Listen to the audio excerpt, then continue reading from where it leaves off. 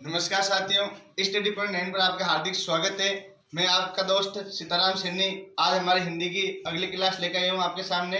आज हम बात करेंगे शब्द व्यवस्था के साथ। बात करते हैं शब्द व्यवस्था, साथ में आप नोट करते रहना। बात करेंगे हम शब्द व्यवस्था की।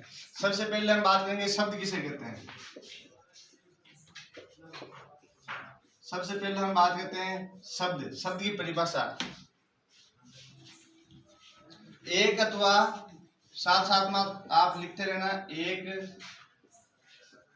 अथवा एक से अधिक, एक अथवा एक से अधिक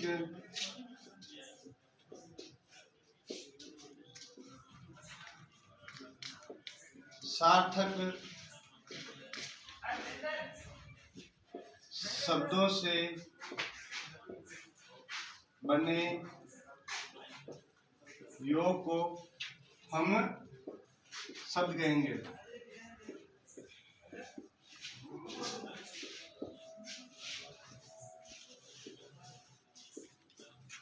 शब्द की परिभाषा के लिए कि हमने एक अथवा एक से अधिक सार्थक शब्दों से बने योग को क्या कहेंगे, हम शब्द कहेंगे।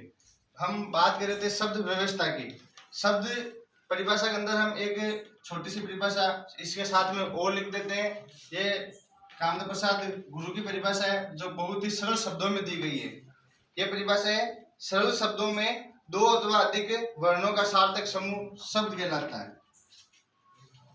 बात करेंगे सरल शब्दों में, सरल शब्दों में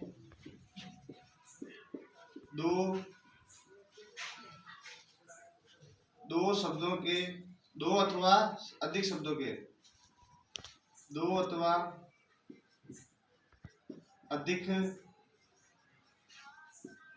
शब्दों के सार्थक समूह, सार्थक समूह को शब्द कहते हैं। कामदेव प्रसाद गुरु की परिभाषा में हमने लिखा था, सरल शब्दों में दो अथवा अधिक सार्थक समूह को, शब्दों के सार्थक समूह को हम क्या कहेंगे, शब्द कहेंगे। अगले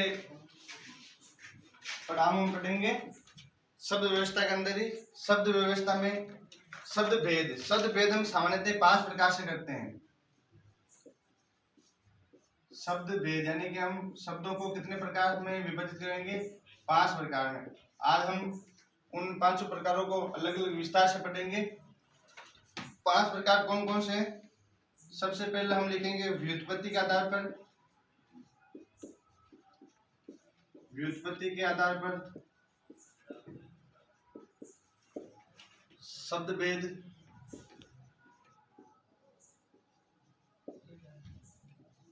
दो नंबर पर हम लिखेंगे उत्पत्ति के आधार पर शब्द भेद। 3 नंबर पर हम लिखेंगे अर्थ के आधार पर,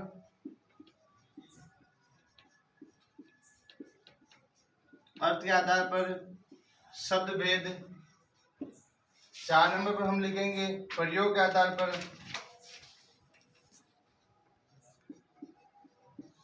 प्रयोग के आधार पर शब्द भेद। और 5 नंबर पर हम लिखेंगे परिवर्तन के आधार पर शब्द भेद।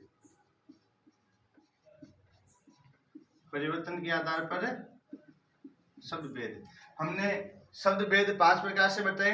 5 प्रकार में 5 प्रकार हमारे, प्रथम व्युत्पत्ति के आधार पर शब्द भेद, सेकंड उत्पत्ति के आधार पर शब्द भेद, तीसरा अर्थ के आधार पर शब्द भेद, चौथा हमारा है प्रयोग के आधार पर शब्द भेद, और 5वां हमारा है परिवर्तन के आधार पर शब्द भेद।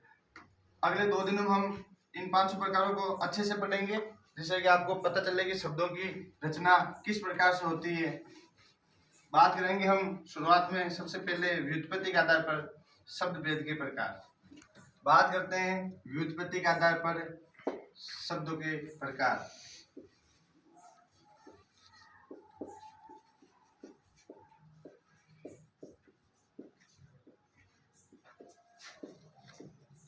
व्युत्पत्ति के आधार पर शब्द भेद। हम व्युत्पत्ति को ही रचना लिख सकते हैं, आप ऐसे भी लिख सकते हो रचना के आधार पर, साथ में लिख लो रचना के आधार पर, क्या कभी कंफ्यूज ना हो, कभी कोई पूछ लेते हो। व्युत्पत्ति के आधार और रचना के आधार पर शब्दों का हम भेद दो प्रकार से करेंगे। कितने प्रकार से करेंगे? दो प्रकार से। बात करते हैं दोनों प्रकारों की। जैसा जैसा मैं लिख रहा हूँ वैसा वैसा आप सारणी बना के लिखते रहना, अच्छे से समझ में आएगा आपको। जब भी आप वापस पढ़ोगे तो आपको सारे ये मैप बन जाएगा दिमाग के अंदर आपके क्लास वाला, ठीक है। प्रथम भेद है हमारा रूढ़ शब्द, सेकंड है यौगिक शब्द।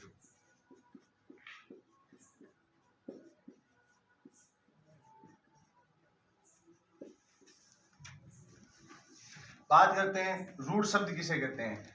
हम बात करेंगे रूढ़ शब्द किसे कहते हैं। रूढ़ शब्द की परिभाषा हम साथ में लिखेंगे। जिन शब्दों की उत्पत्ति और रचना, जिन शब्दों की उत्पत्ति और रचना ज्ञात नहीं हो उन्हें हम रूढ़ शब्द कहते हैं, उन्हें हम रूढ़ शब्द कहते हैं। परिभाषा लिखते हैं हम, जिन शब्दों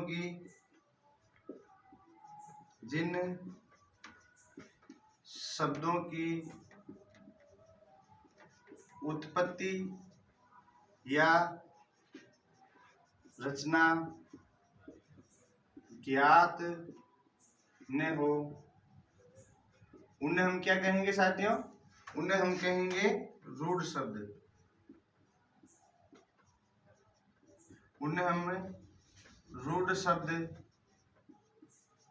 कहते हैं। जैसे बात करेंगे हम तन, मन, धन, इन शब्दों की उत्पत्ति कहाँ से हुई, इनकी रचना किस प्रकार से हुई, इसके बारे में व्याकरण में कहीं भी कुछ ऐसा उल्लेख मिलता नहीं है, और ना हम बता सकते हैं कि इन शब्दों की उत्पत्ति कैसे हुई। जैसे ये ते है, ते, धन, ने, अब यहाँ ना ते का अर्थ निकल रहा है ना ने का अर्थ निकल रहा है। यहाँ बात करेंगे हम मैं और ने की, ना यहाँ मैं का अर्थ निकलेगा ना यहाँ ने का अर्थ निकलेगा, यानी कि हम इनकी उत्पत्ति के बारे में नहीं बता सकते। अब हम बात करते हैं साथ में यौगिक शब्दों की। यौगिक शब्दों की परिभाषा लिखेंगे हम, जिन शब्दों की उत्पत्ति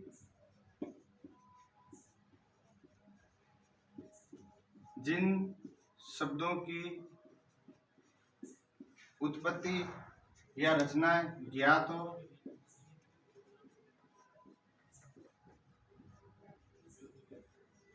जिन शब्दों की उत्पत्ति या रचना ज्ञात हो और जिनकी उत्पत्ति रूढ़ शब्दों के साथ कोई शब्दांश या शब्द लगाकर की जाती है या हुई है, उन्हें हम यौगिक शब्द कहते हैं।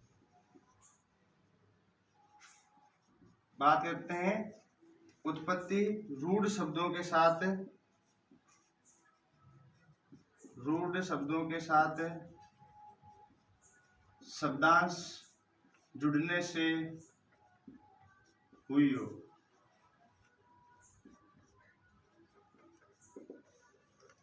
उदाहरण में लिखेंगे, जैसे ये कितने प्रकार से होते हैं यहाँ यौगिक शब्दों की उत्पत्ति।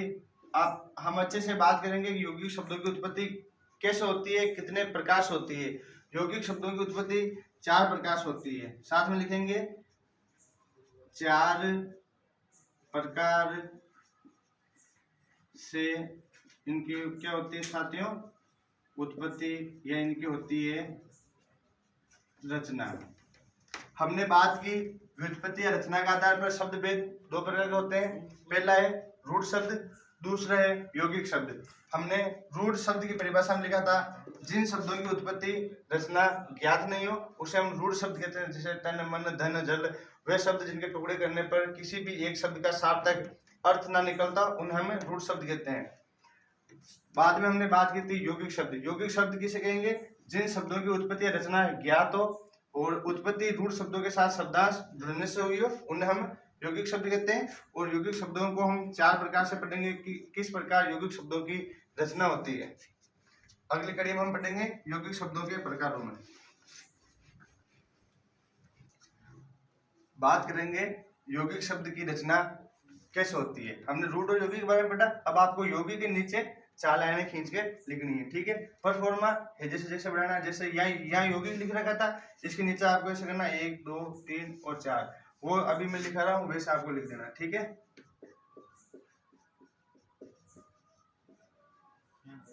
यौगिक शब्दों की रचना हमने पढ़े थे 4 प्रकार से होगी इनकी रचना। बात करते हैं चारों प्रकार।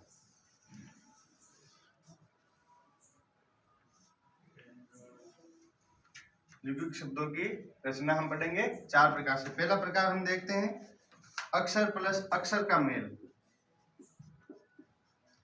अक्षर धन अक्षर का मेल, जिसे हम साधारण भाषा में संधि कहते हैं। इसे हम वर्ण धन वर्ण का मेल भी कह सकते हैं साथियों। इसे हम साधारण भाषा में क्या कहेंगे, संधि कहेंगे। संधि में यही होता है, अक्षर धन अक्षर का मेल होता है, यानी वर्ण धन वर्ण का मेल होता है, उसे हम संधि कहते हैं। दूसरे प्रकार में हम बात करेंगे शब्दांश प्लस शब्द का मेल। शब्दांश धन शब्द का मेल।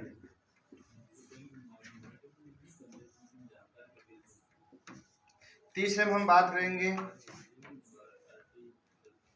शब्द प्लस शब्द का मेल।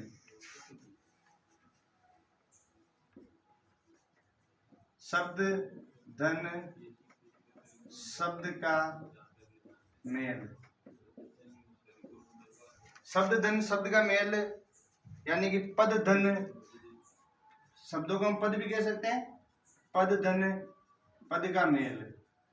और शब्द का मेल और पद और पदों का मेल किसमें होता है, समास में होता है। किसमें होता है साथियों, समास में होता है। तो हम इसे साधारण भाषा में समास भी कह सकते हैं। अब बात करते हैं शब्दांश प्लस शब्द का मेल। इसके भी 2 प्रकार होते हैं। जैसे हमारे 4 प्रकार थे ना, 1 ये हो गया, 2 ये हो जाएगा, 3 ये और 4 ये हो जाएगा, ठीक है। इसमें शब्द के पूर्व शब्द के बात करें शब्दांश धन, उसके बाद आएगा शब्द, मतलब शब्द के पूर्व शब्दांश, यानी ये शब्द इससे पूर्व एक शब्दांश। एक बात तो इसका ये हो गया शब्द के पूर्व शब्दांश। पूर्व को हम कहते हैं आदि, पूर्व को हम कहेंगे पहले। ये संरचना कहाँ बनती है, किसी शब्द के आगे जो शब्दांश लगता है हम उसको क्या कहते हैं, हम इसे कहेंगे उपसर्ग। क्या कहते हैं साथियों, उपसर्ग। दूसरी बात करते हैं शब्द के बाद शब्दांश जो लगता है, यानी कि शब्द के अंत में, शब्द के अंत में, बाद में और आगे। ये संरचना बनती है हमारी प्रत्यय की। किसकी साथियों, प्रत्यय की। ये आगे है ना, ये एक अच्छी परिभाषा है प्रत्यय की। अगर कभी आपसे एग्जाम में पूछ ले जाए वे शब्दांश जो शब्द के आगे लगकर नए शब्दों का निर्माण करते हैं उन्हें हम क्या कहेंगे, तो आप उन्हें प्रत्यय मत, उपसर्ग मत बोलना।